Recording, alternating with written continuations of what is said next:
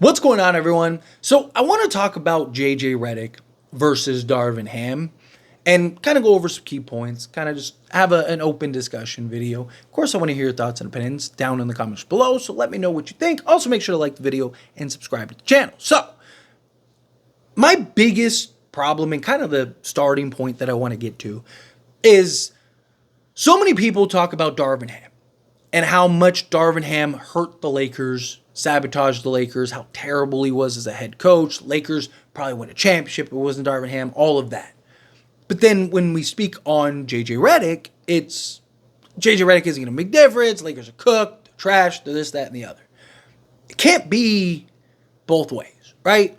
Either a coach has a big enough impact to where it impacts the overall record and team and whatnot, or it doesn't, right? Now, I am in the camp of I blame the players more than the coach, right? A lot of people want to just kind of point the finger at one person, Russell Westbrook. Like everything's Russ's fault. It's not all Russ's fault. Was he part of the problem? Absolutely. But he wasn't the sole problem. Like you get rid of Russ and that's it. We're the best team in the league and all that stuff. Obviously, we ended up pulling off several trades and ultimately we ended up being in the conference final, but we still weren't the best team in the league, right? It's just, there were several glaring issues and several glaring problems, and we played Denver and they all came to light, right? And then we played Denver again and they all came to light, right? Darvin Ham was a terrible coach, but it also wasn't all Darvin Ham's issues, right? Like players were inconsistent.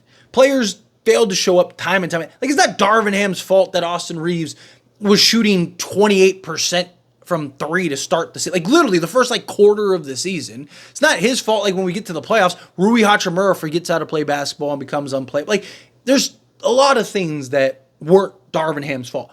But there were a lot of things that were Darvin Ham's fault, right? The lack of utilization of players. The way he just didn't slot guys properly, right? The way that he failed to utilize timeouts, right? Like as if they carry over to the next game, right? Like his lack of play calling, his lack of preparation, his lack of playing guys and understanding his players and, the roles that they play and how many minutes, right? His failure to understand just minutes and the analytics of it all, right? Like the list goes on and on of the problems with Darvin Ham.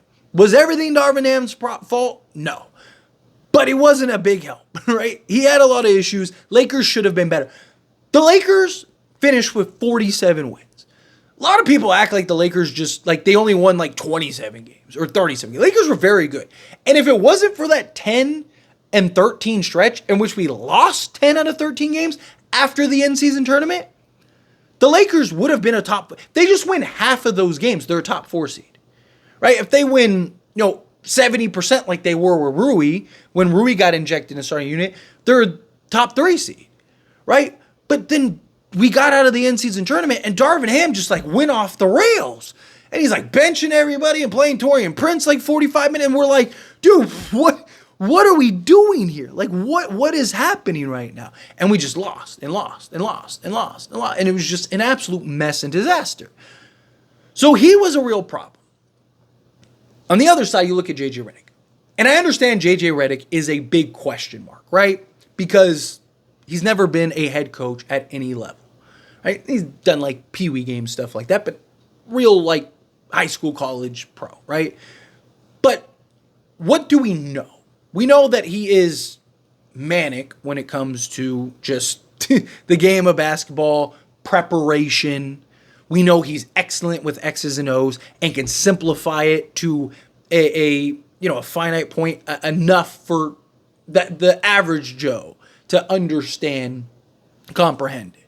We understand that he has the basketball mind, right? I mean, even LeBron James could do a podcast with anybody diving into the X's and O's and explanation and breakdown of the game. It wasn't just it wasn't the shop where they're just talking about whatever. It was an entire podcast dedicated to breaking down the game of basketball. LeBron could have done that with anybody. And LeBron is looked at as one of, if not the greatest minds in basketball ever.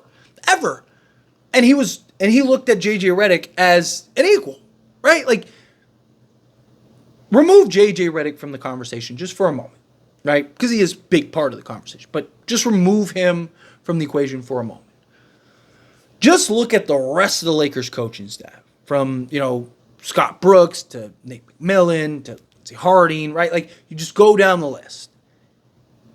The coaching staff minus JJ Redick is better than Darvin Ham plus his coaching staff. So even if JJ Redick is essentially, say, a neutral acquisition, the overall coaching staff is better. And JJ Redick wanted this staff because, he even said it recently.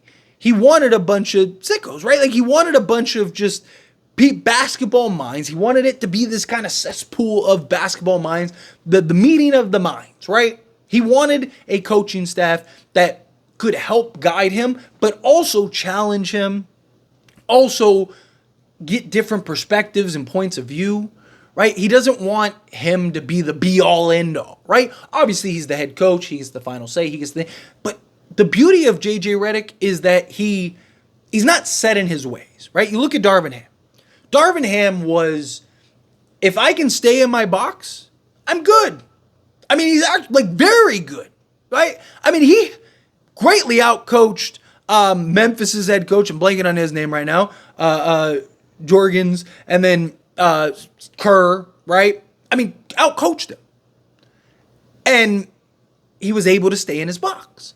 As long as he was able to stay in that box, he was great. In-season tournament, fantastic. Right? Looked like, oh wow, he can actually coach. And then as soon as he had to jump out of that box and swim in uncharted waters, he just drowned every time. And unfortunately, every time it was against the Denver Nuggets. Right? We ran into Denver, game plan wasn't working. We couldn't dominate the way that we could because they could match up too easily, and he just did not know what to do. Because he only knew what he was taught.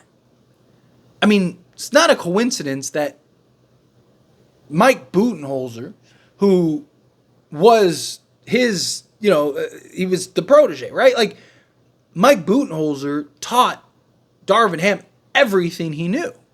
He only knew what Mike Budenholzer taught him. He didn't know anything else, right? Where JJ Redick, he's not set in his ways, right? Like, let's do this. This isn't working. All right, let's go over here a little bit. It's not working either. Let's go this way. It's not working. Let's go right here, right? Close right here. Okay, right. There it is. Boom. He'll make those adjustments. He'll make those changes. He's not going to be married to a specific idea. It's why he wanted the coaching staff that he got, because he wants, hey, this isn't working. We need to do this. Or, hey, what do you think about this? Right? He wants, where Darvin Ham didn't want that competition. Right? Darvin Ham, because the plan was to do what they did with JJ.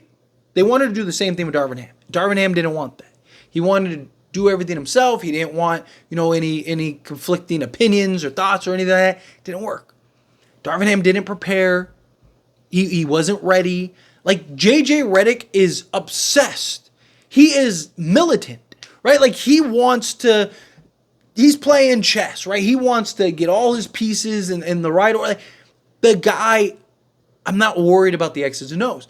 When it comes to JJ, I'm worried about the behind the scenes stuff, right? There's a lot that goes on with organizations and, watching film and dealing with egos and management and media and this, that, and the other, right? It can be overwhelming. There's so much that goes, but being on the court, drawing up a play, right? Like, getting guys to run their sets, calling guys. Like, I'm not worried about that.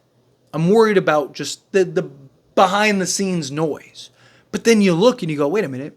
They got Nate McMillan. They got Scott Brooks, right? They got guys and girls on this bench that are excellent at dealing with that stuff and understand what it takes to deal with that stuff and have had success in dealing with that stuff.